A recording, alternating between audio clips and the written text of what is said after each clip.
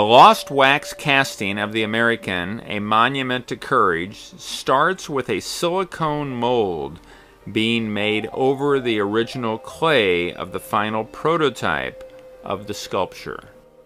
The artist Shan Gray shipped the original clay of the sculpture to us to begin the molding process. Many layers of silicone must be applied to build up the thickness of the mold. As the many sections of the original sculpture arrive, they have to be carefully unwrapped and molded. The final molds will be approximately 1/8 inch thick. Each coating must be carefully applied. We will then divide the larger sections of the sculpture into smaller parts, which are divided for casting purposes. What we'll do is we'll put a strip of silicone and then we'll cut playing cards out to create a shim and to create kind of a plane, if you will, along the edges, and that will create 4 separate molds. So one here on top, the top front, the top back, the bottom front, and the bottom back.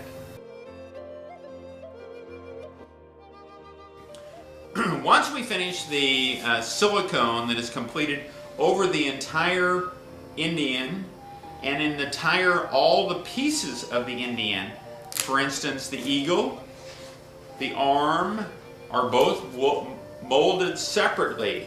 So these will be fit back together as it's completed, and as well as these 2 pieces, we have the blanket that has to be molded separately and put it back in place. Each of the strands of hair, if you look at the original maquette, the strands of hair that are around the Indian are going to be molded and added separately when the cast is complete. So we will have separate molds for the hair, the arm, the eagle, the blanket, and many of the parts that fit back together to put this American back together. Not unlike the original maquette, you'll notice the blanket has been added to this version from the original maquette.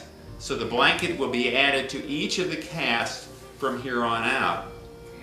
Once we have the mold finished, we will create a mother mold over the silicone. The silicone is very flexible, so a mother mold made out of plaster is created over the silicone mold. The mold is done in such a way where it comes apart. As was described earlier, this mold will be cut and separated so that we have parts that fit together. From this mold, the parts then of the American will be poured into wax. So we will have a wax version identical to some of the pieces that you're seeing now. The wax is then taken and a shell, a ceramic shell, is created over the wax. The ceramic shell is built up again in about 7 coatings so that you have a ceramic shell. Gating, these little pieces of bronze that you're seeing here, are added to the shell as you built it up, added to the wax and to the shell. And then once you have the 7 coatings in place, the ceramic shell is fired till it's about as hard as a plate. Well, of course, as soon as the shell is fired, the wax melts out. Hence, lost wax process. And bronze is poured into the areas vacated by the wax. When you're finished, you have a ceramic shell with the bronze inside it.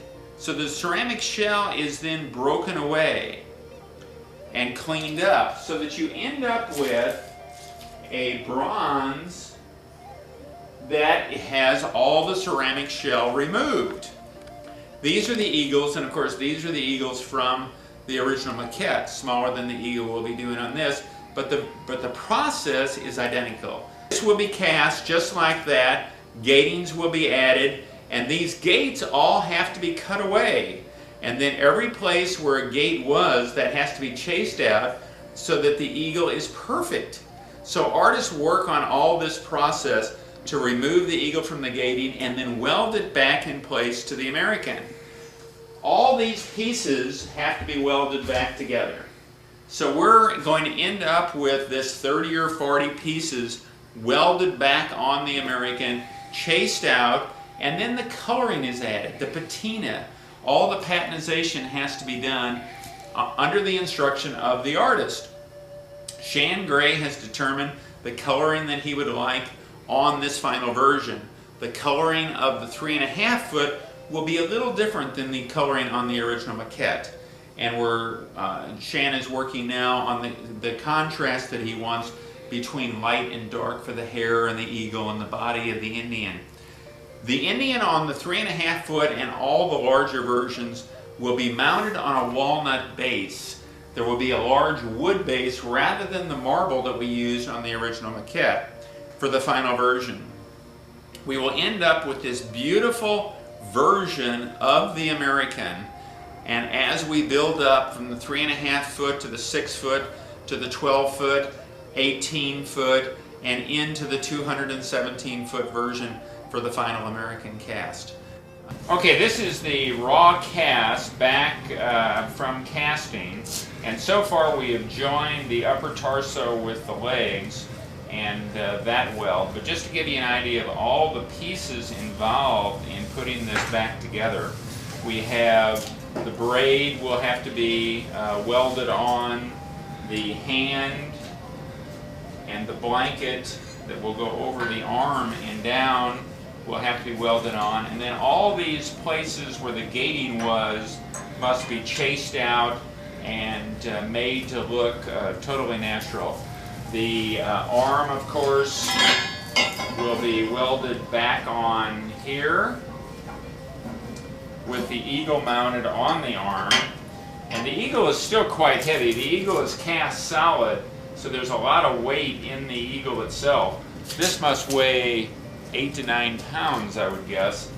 So we have a lot of weight, so that you can imagine the welding, everything has to be done really well to do that.